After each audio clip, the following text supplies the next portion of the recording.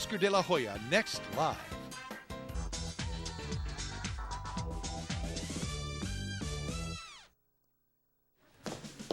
Frank, I'm so glad I found you. Sharon, I thought we made it clear Yes, that yes, I know. We weren't going to see each other. Now, while I'm having these episodes, you should go, please. No, I'm not leaving. Karen. I'm not leaving because I think I know what's been happening to you. Why you've been having those hallucinations and why you said those things to me. You were right, Frank. There was something in that candle. You were right. The candle, It was witchcraft or black magic. Call it whatever you want. But it's true. That candle put a spell on you.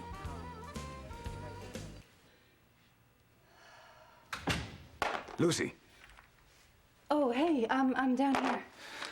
my son do all this? Yeah, oh yeah, that baby's busy. No, Christina. Let me helped give you a him hand. along. That's okay. I just wanted to get a few things up. You know, I have a house guest who's kind of clumsy, might trip over him. How you holding up? Okay. Dandy. I called to check on you earlier, and the sitter said you were out. Yeah, I went to see Allison. Down at the jail. I was at the jail. I bailed her out. Then we went to the barn. You what? We went to the barn. See, Allison thinks I should talk to Rebecca, so I went to the barn to talk to Rebecca. Rebecca? The one in the portrait, you know. Oh, yeah. The dead grandmother. Allison believes that Rebecca knows where Kevin is. Okay. Let's recap for a second. You went down to the jail. You bailed out the woman who's accused of killing your husband. Then you went down to the barn to talk with a 100-year-old portrait because Allison thinks it knows something. Yeah. Okay, look, I know it sounds absolutely, totally insane, but I do happen to believe that Rebecca knows where Kevin is. At least, she did. I mean, I'm not so sure anymore. Whoa, check this out. Ah, it's totally trashed. How would somebody do that? Because they wanted to hurt us. Al, what are you doing here? How'd you get out of jail? Well, Lucy bailed me out. Lucy? Yeah, she believes me now about Rebecca. And we came here to find out what was going on with Kevin, to talk to Rebecca, but she was destroyed and now she's gone. No, maybe it's just the portrait that's gone. That's no, it. Jamal, you don't understand. She is gone. And she is not coming back. That means that there basically is no hope for anything. There's no hope for ever finding Kevin. There's no hope in proving that I'm innocent. And there's definitely no hope in finding any sort of proof that she was even here. What? Actually, that's not true. Why? What do you mean? Well, that's what we've been trying to tell you. Jack here actually found a way to prove that Rebecca was here.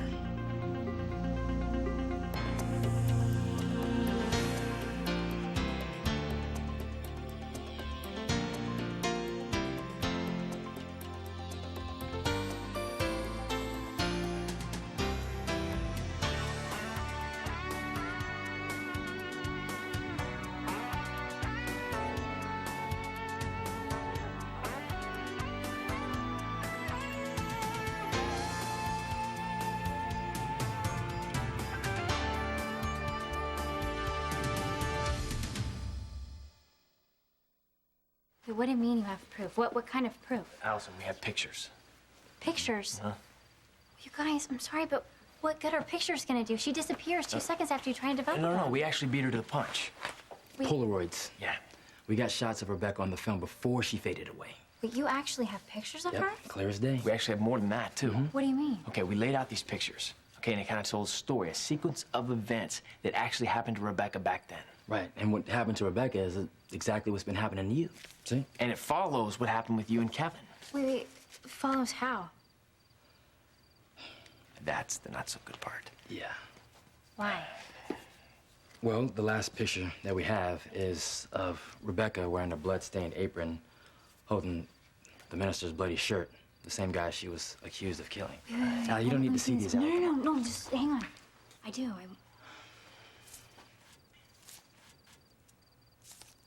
Oh my God. These are incredible.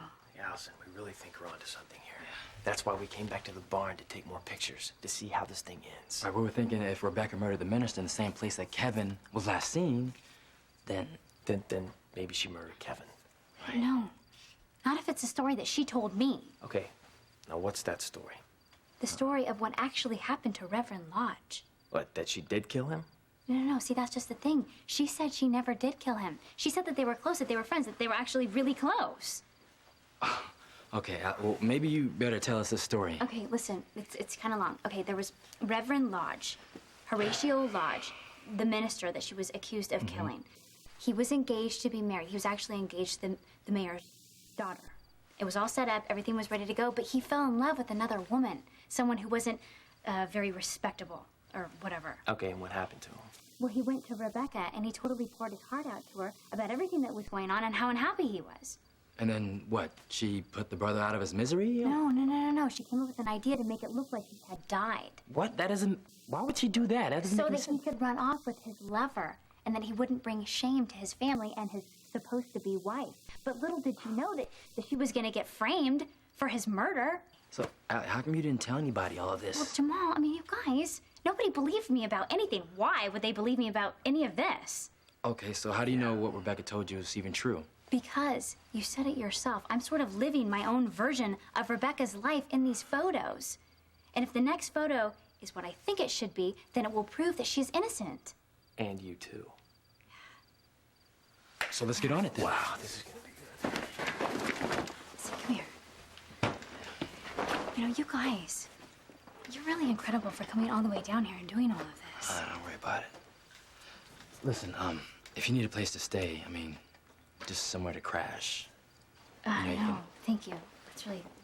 That's really nice of you, but Lucy, she offered me her place. So what are you doing sleeping here then? Well, because we came here to talk to Rebecca, you know, and... Yeah, but Lucy's gone and you're still here. I know. So what are you doing spending the night in a place where a guy disappeared and anybody could just walk in and just... Jamal, I'm fine. Okay, seriously. Allie, come on. What will make you want to sleep in a drafty old barn?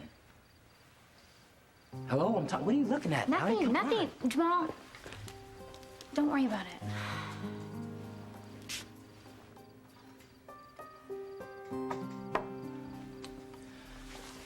Well, it's all starting to make sense now. Jamal, I'm sorry. No, you know what? I'm sorry. I'm sorry you can't see what's standing right here in front of you. A man who loves you and wants to take care of you. A man that's actually here and not going away.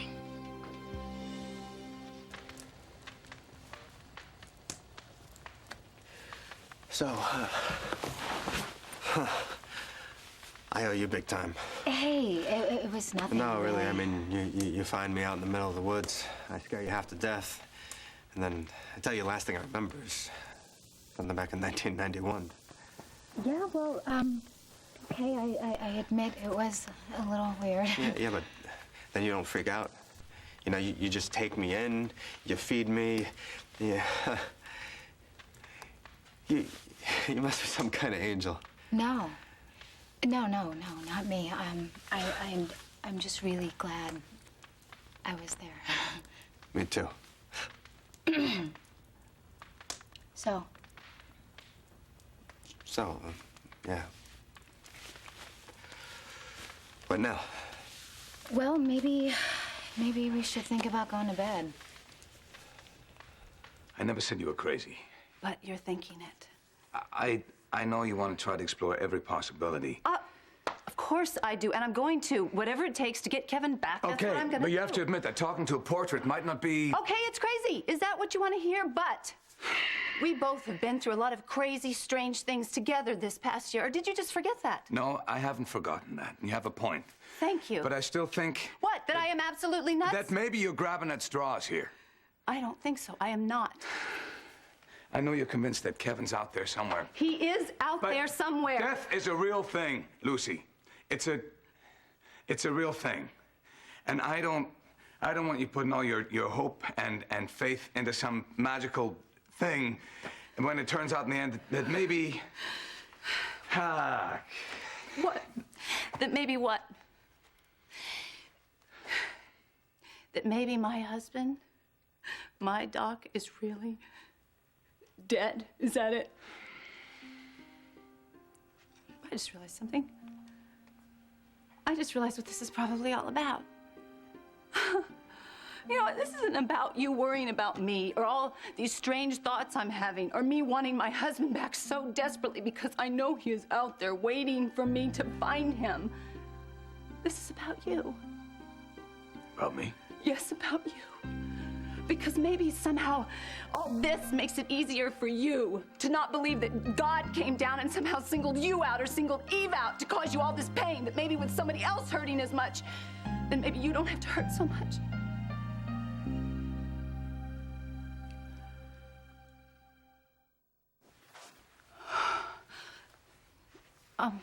You know, what I just said, I didn't mean it exactly. I know you didn't mean it, I know. Because you know what life's been like for me. You know I try to find a reason every day, every single day to drag myself out of bed in the morning. And to face this shambles of a world one more time. And you know that if it weren't for my little boy, I wouldn't do it. Wouldn't want to. And you know that I would move heaven and earth to keep you from feeling this pain right now. I know you know that. I know you do, because if I felt even for a moment that you didn't, that'd break my heart.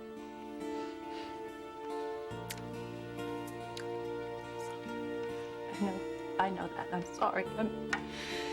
Forgive me. I'm sorry.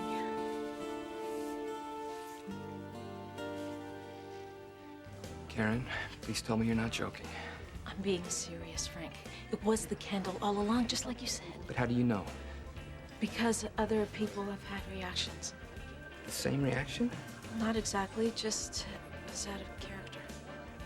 And you really think that there's some kind of witchcraft involved? All I know is I took the candle in to be tested, and the report came back negative. No drugs, no hallucinogens, nothing whatsoever that could be thought of as dangerous. Yet somehow Somehow, there is something in it that is so powerful and makes people think things and do things that they normally wouldn't. That's exactly what Libby tried to tell me. And what you tried to tell me. It turned me into a madman. Why? I don't know. But it wasn't you, Frank. It wasn't you. Oh, God, Karen, I want to believe that. I know this must be difficult for you, and I don't blame you. I mean, you've been through so much. Oh, you too. I put you through hell. I mean, how can you just forget those things I said, the way I made you feel? It wasn't you, Frank. The real you, the Frank I fell in love with, would sooner cut off his arm than do or say any of those things. But that Frank is back now and here to stay, and I know that for a fact because the candle's gone. Do you hear me? Frank, look at me. I can't. Why not? What if somehow it hasn't worn off? I can't take that chance. I don't want to hurt you. You have to take that chance, Frank. Because I am not giving up on you, not ever again. Do you hear me? So look at me. Look at me, Frank. What do you see? Are you sure it's okay that I stay here for the night? Hey, I keep telling you, it's not a big deal. Yeah, but, you know, I could find a place to stay tonight, and then by morning, I'd be out of your hair. I'd be fine. Now, what kind of angel would I be if I kicked you out of this nice, warm, cozy cabin and made you stay in some sleazy motel, huh? Rafe? You okay? Yeah. No, it's just that... Remember when I asked you if I had any family?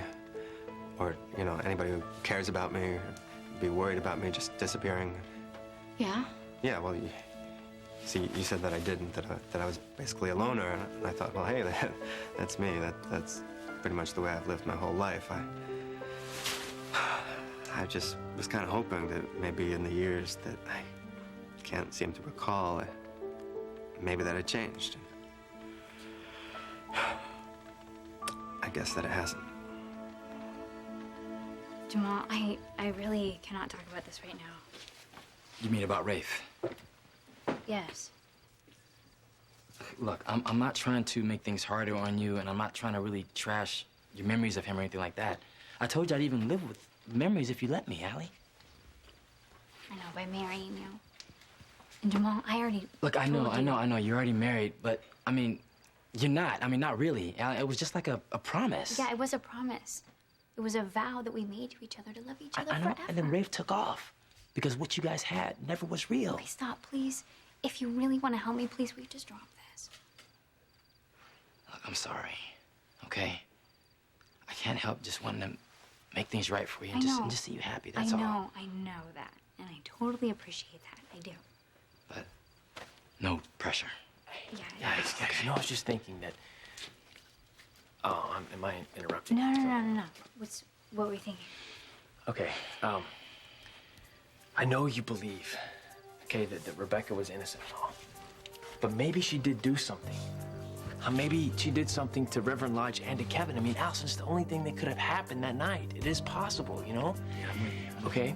My question is, how are we gonna prove that a ghost murdered someone, even with the pictures? Well, that's not gonna be hard at all, because I know for a fact that Rebecca would never hurt anyone or kill anyone for that matter. And these pictures that you guys just took will prove that. It will show the end of the story. So there's only one thing left to do. Get back to developing. Yeah. That's right. Yeah, let's go.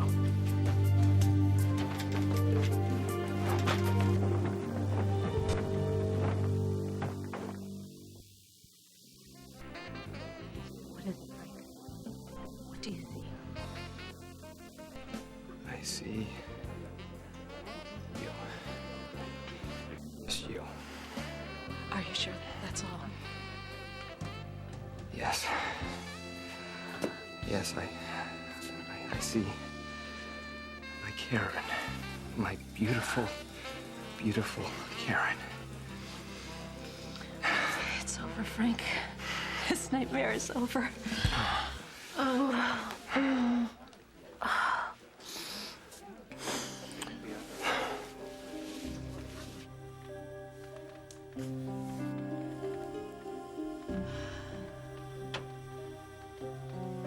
This is payback time, Allison.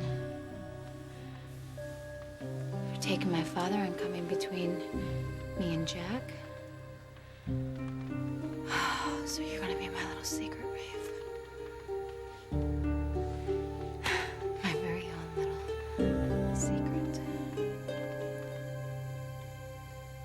Okay, guys. If what Allison says is true, then the next picture should prove it. It will prove it. And you think you know what the picture's gonna show? Well, if what happened to Kevin and me is truly following what happened to Rebecca and Reverend Lodge, then the next picture should show. Oh my God. Wow. Rebecca embracing Reverend Lodge. And look, there's the bloody shirt in the picture. You guys, she was telling the truth. She didn't kill him. And if Reverend Lodge wasn't dead... It must mean Kevin isn't either. Yes. I hope you can forgive me. I think I am completely crazy right now, and part of it, I feel so guilty because I'm asking so much of you when everything is still so raw for you. I'm sorry. Keep on believing. Keep hoping. Keep the faith, okay? Yeah, I plan to. I mean, I will. I am. It's just hard because I'm so frustrated. I know he's out there waiting for me to find him, and I just can't figure out how. I gotta, clear my head and wait for the universe to give me some sign. I just need a little teeny sign. I think if the universe has one more sign to give, it'll give it to you. Thanks. Wait a minute. Where are you going? I'm gonna go for a walk, clear my head. Why don't you come with me? Might do you some good. Yeah, probably would. It's just I haven't been sleeping, in case you haven't noticed. I just need to try. I gotta go at least lie in bed with my eyes open. You sure? Yeah, I'm positive. Have a nice walk. Try to sleep.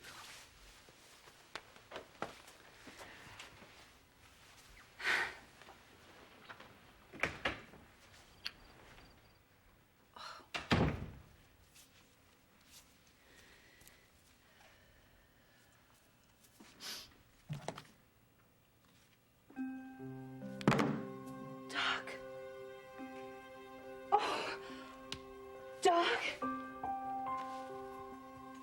my gosh, I got all the plugs. I picked every single... This is from you, isn't it? Oh, Doc, it is you. You are out there. You know I'm trying to find you. This is... Son of... back. I'm gonna find you. I'm coming. I'm coming. I will find you. I swear.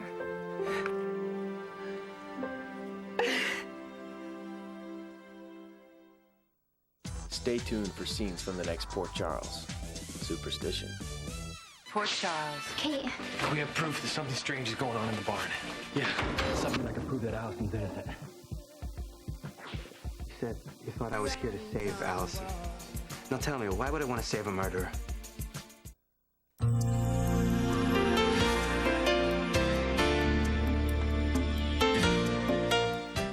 Did you miss any of Port Charles this week?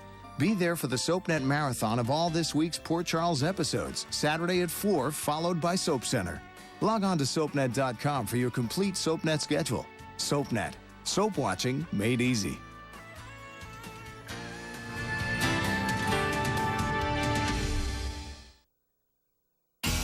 Next, catch up with today's soap, starting with All My Children, followed by One Life to Live. Then don't miss General Hospital, right here on SoapNet.